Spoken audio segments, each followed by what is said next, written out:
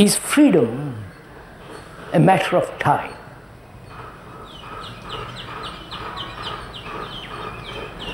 Time being division in movement. Time is movement, obviously. And in that movement there is division. As yesterday, today, and tomorrow. The yesterday, meeting the present, modifying itself, and proceeding to the future. This is the movement of time,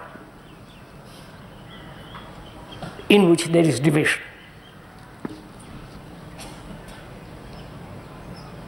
To get from here to there, it takes time. From the wheel to the jet has taken centuries. Time. So there are two different kinds of time.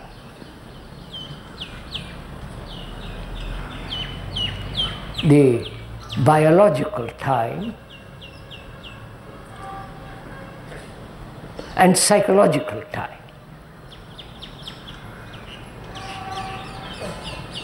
The time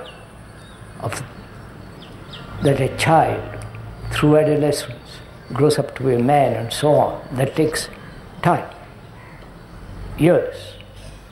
Like a seed planted takes time to become a tree.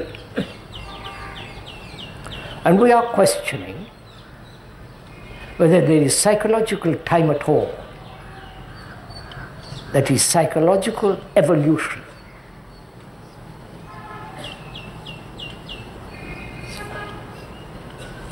That is, to become or to be.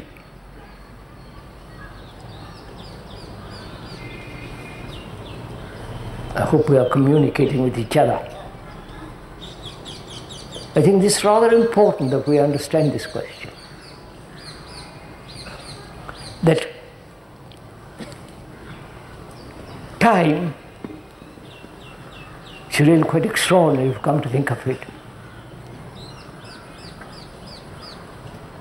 We have depended on time. We thought our whole human progress is development in time. We have achieved technologically no great varieties of excellence. And to achieve that, one has to have enormous amount of time. All accumulation of knowledge is time.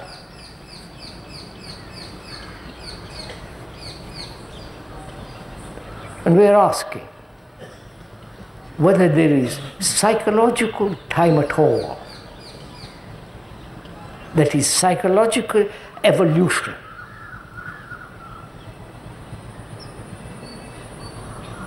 That is, I will be something. I will achieve goodness.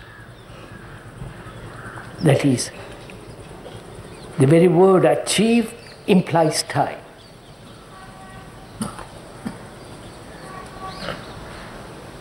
I am not this, but I will be that.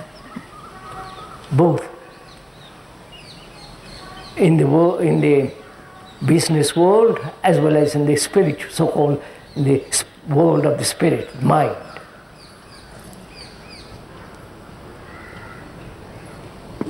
Is it that we have seen a seed go into a tree and have accepted that as a process of growth in time, and therefore move with that concept, with that understanding, into the psychological field? You're following what? Psychologically, we think we are growing, we are developing, we will become something.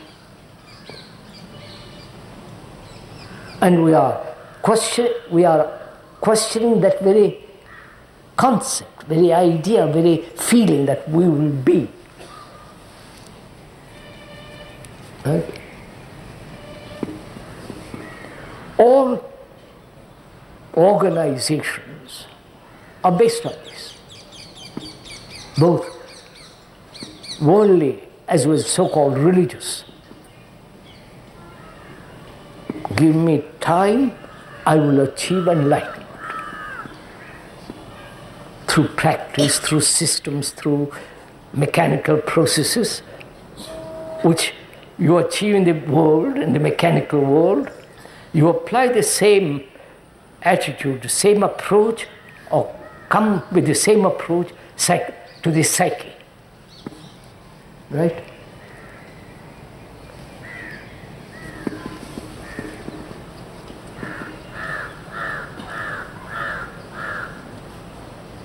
There is no psychological evolution at all.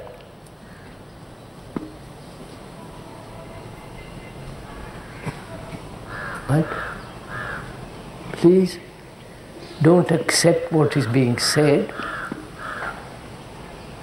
or deny, but listen first.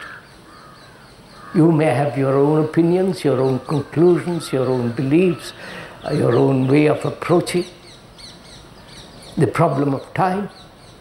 But since you have taken the trouble to come here, you have to listen what the other fellow has to say. Listen, not casually listen, or listening interject your own opinions, your own comparative values and so on. Just listen. And then, after having listened, you can begin to examine. But you cannot examine before you have listened. That implies giving attention. Not partial attention, attending 1 minute or a few minutes and then thinking about something else. Right? Which implies attention needs freedom. Because if you are investigating, there must be freedom to observe. Right?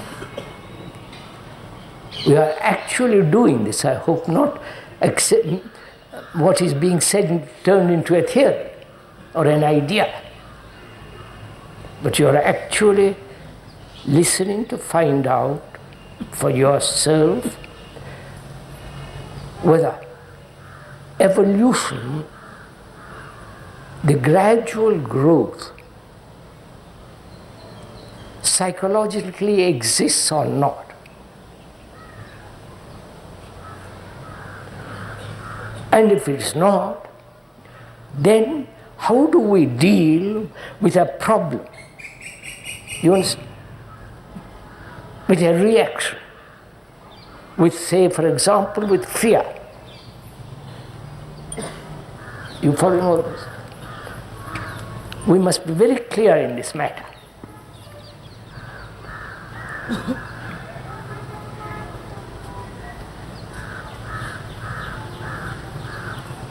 Time is fear.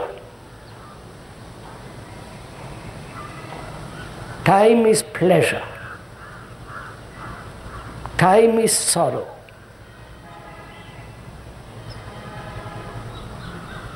And is love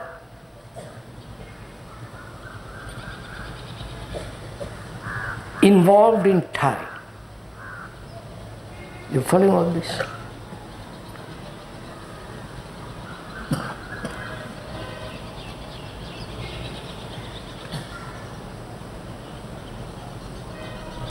We are denying the total acceptance, so up to now, of psychological evolution altogether.